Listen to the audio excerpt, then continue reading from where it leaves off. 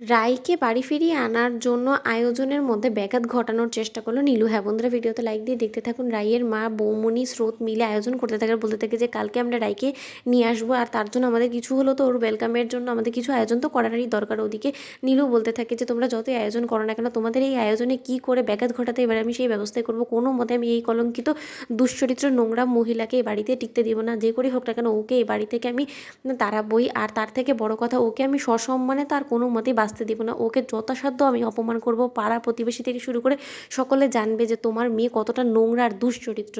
ওদিকে রাইয়ের মা বলতে থাকে যে মেয়েটার এই দিনটা আরও কত আনন্দময় হতো যদি ও শ্বশুর বাড়িতে যেত, কিন্তু তা সত্ত্বেও এখন থাক, আসলে ভাগ্যের লিখন তো আর কেউ খণ্ডাতে পারে না। হয়তো বা ওর এটাই ভবিতব্য ছিল, কিন্তু তাও আমি খুশি যে অন্তত মেয়েটা আমাদের বাড়িতে ফেরার জন্য অন্তত রাজি তো হয়েছে। কারণ এই সময় আর যাই হোক না কেন ওর পক্ষে একা তো মোটেও থাকা সম্ভব হবে না। ও বারবার অসুস্থ হবে, তখন ওকে কে দেখবে। রাই তো কোনো মতেই আমাদের কাছে আসতেই চাচ্ছিল না, কিন্তু তার সত্ত্বেও মিষ্টি তোমাকে বলতে হবে যে তুমি যথেষ্ট পরিমাণে ওকে বুঝিয়েছো, আর তার জন্য আমি তোমার কাছে চিরকৃতজ্ঞ। ওদিকে রায়ের বৌমনি বলতে থাকে, জানেন তো মা, আমি তো রাইকে এ বাড়িতে আসার জন্য বলে তো দিয়েছি ঠিক আছে, কিন্তু আমার বড্ড বেশি ভয় করছে নীলুর জন্য। কারণ কখন কি করে বসে নীলু, তার তো আর কোনো ঠিক নেই।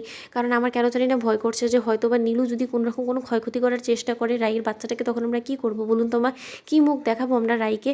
তখন এই কথা বলা মাত্র রাইয়ের মা বলতে থাকে যে না, আমাদেরকে যথেষ্ট পরিমাণে সাবধানতা অবলম্বন করতে হবে মিষ্টি। আমাদের এক বিন্দুও নজর সরানো যাবে না, কারণ নীলুর থেকে যদি আমাদের নজরটা সরে তাহলে কিন্তু কোনো একটা দুর্ঘটনা ঘটে যেতে পারে। আমরা সেটা খুব ভালো করেই জানি যে নীলু মোটেও রায়ের এই আনন্দে সামিল হবে না। ও বরঞ্চ ওর ক্ষতি করারই চেষ্টা করবে। আর এবার ওর প্রধান টার্গেটই থাকবে সব থেকে বেশি রায়ের ওই বাচ্চাটাকে। তাই ওর বাচ্চাটাকে কোনো কিছু করে ফেলার আগে আমাদেরকে সাবধানতা অবলম্বন করতে হবে। আর এটা তোমাদের দায়িত্ব যে তোমরা যত সাধ্য পারো নীলুকে রায়ের থেকে দূরেই রাখবে। তখন এই কথা বলা মাত্র স্রোত বলতে থাকে যে মা, আমরা না হয় রায় দিদিভাইকে চোখে চোখে রাখলাম, কিন্তু কতক্ষণ অবধি আমরা পাহারা দেবো বলো তো?